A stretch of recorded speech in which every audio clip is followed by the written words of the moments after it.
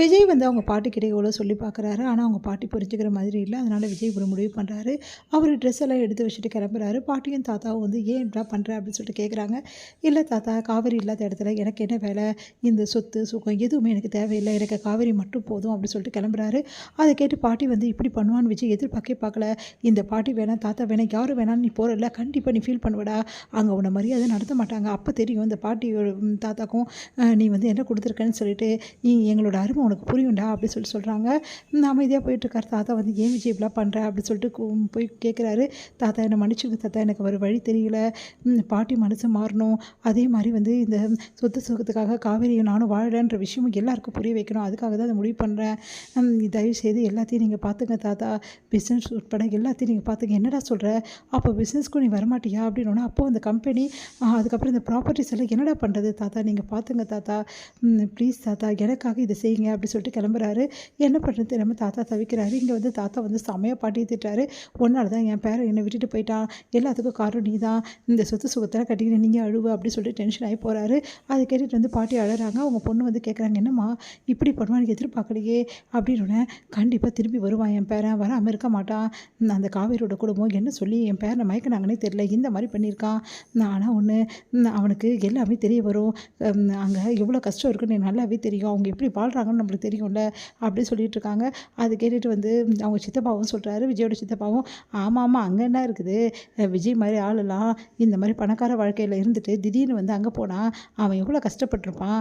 பாருங்கள் எவ்வளோ கஷ்டப்பட போகிறான்னு சொல்லிட்டு. அப்போ தான் நம்மளோட அருமை புரியும். அவனே திரும்பி வருவான். நீங்கள் கவலைப்படாதீங்க." அப்படி சொல்லிட்டு இருக்காரு.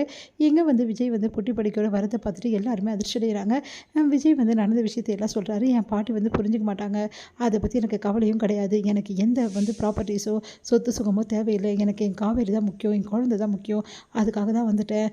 காவேரி வா காவேரி போகலாம்." அப்படி சொல்லிட்டு கூப்பிட்றாரு. "என்னை நம்பி வருவியா காவேரி?" அப்படின்னு கேட்குறாரு. "நான் வருவேங்க." அப்படின்றாங்க. "எங்கே போகிறீங்க 2 பேரும்?" அப்படி சொல்லிட்டு கேட்குறாங்க எல்லாரும். "இல்லை, நாங்கள் 2 பேரும் தனியாக போகிறோம். யாருக்கும் எந்த வரமும் நாங்கள் கொடுக்க விரும்பலை. நாங்கள் எங்கள் வாழ்க்கையில் தனியாக வாழவும் முடிவு பண்ணிட்டோம்." அப்படி சொல்கிறாரு. அதை கேட்டுட்டு காவேரியோட குடும்பம் அழறாங்க. "இங்கே பாரு காவேரி, இப்போ நீ வாய் வயிறுமா இருக்க. உன்னை தனியாக அனுப்ப முடியாது. அதுக்காக இங்கேயும் விஜய் தங்க முடியாதுல்லம்மா. அவரோட நிலைமையும் கொஞ்சம் புரிஞ்சுக்கமா." அப்படின்னோடனே, "சரிடி, அதான் ஒரு ரூம் எடுத்திருக்கீங்களா, அந்த ரூமில் தங்கிக்கிங்க.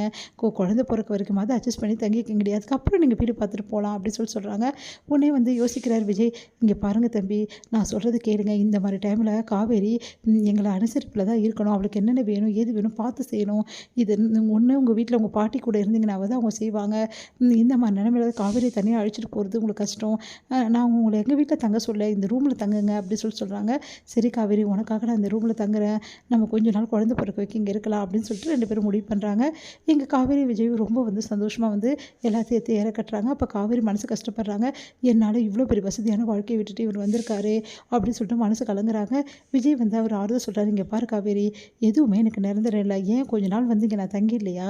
யாருக்காக தங்கினா உனக்காக தானே. இப்போ நிரந்தரமாக தங்க போகிறேன், அவ்வளோதான். நீ இருக்கிற இடம் தான் காவேரி எனக்கு எல்லாமே, அரண்மனை எல்லாமே." அப்படி சொல்கிறாரு. அது கேட்டு காவேரி அப்படியே கண் கலங்குறாங்க. "இதுக்கப்புறம் நீ அழவே கூடாது காவேரி. நம்ம வாழ்க்கையில் நம்ம 2 பேரும் வந்து அழக்கூடாது. நம்ம பாப்பாவை நல்லபடி வளர்க்கணும்.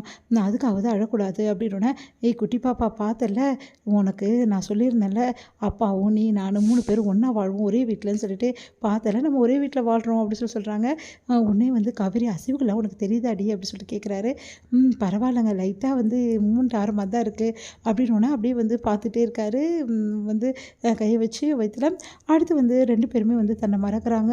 அடுத்து வந்து அப்படியே ஹக் பண்ணுறாங்க. "காவேரி" அப்படி சொல்லிட்டு அவங்க அம்மா கூப்பிட்றாங்க. இங்கே தான் நம்ம ஜாலியாக இருக்கலாம்னு நினச்சோம். அதுக்குள்ளேயும் உங்கள் அம்மா கூப்பிட்றாங்க. "ஏங்க இருங்கங்க, நான் போயிட்டு வந்துடுறேன்." அப்படின்னு சொன்னேன். "இந்தாடி, இதில் தம்பிக்கு தேவையான சாப்பாடு எல்லாமே இருக்குது. இது இன்றைக்கி ஒரு நாள் இதை சாப்பிடுங்க. நாளிலேருந்து வந்து நீ சமைச்சிக்கோ." அப்படி சொல்கிறாங்க. சரிம்மான்னு சொல்லிட்டு காவேரி வந்து விஜய்க்கு ஊட்டி விடுறாங்க. விஜய் காவேரி ஊட்டி விடுறாங்க. 2 பேரும் தண்ணியும் மறந்து வந்து 2 பேரும் அப்படியே ஹக் பண்ணிவிட்டு அப்படியே வந்து இருக்காங்க. காவேரி வந்து விஜய்கிட்ட கேட்குறாங்க. "என்ன உங்களுக்கு அவ்வளோ பிடிக்குமா? எல்லாத்தையும் விட்டுட்டு நான் தான் முக்கியம்னு வந்துட்டீங்களேங்க." அப்படின்னோடனே, "என்னடி நீ இப்படி கேட்குற? உன்னை எனக்கு பிடிக்காதுப்பா, என் புள்ளைய தான் எனக்கு பிடிக்கும்." "அப்போ போங்க உங்கள் புள்ள கூடவே." அப்படின்றாங்க. "புள்ள உன் வயித்துல தானே இருக்குடி, அப்போ உன்னையும் தானடி பிடிக்கும்." அப்படின்னு சொல்லிட்டு ஹக் பண்ணுறாரு. சந்தோஷப்படுறாங்க காவேரி.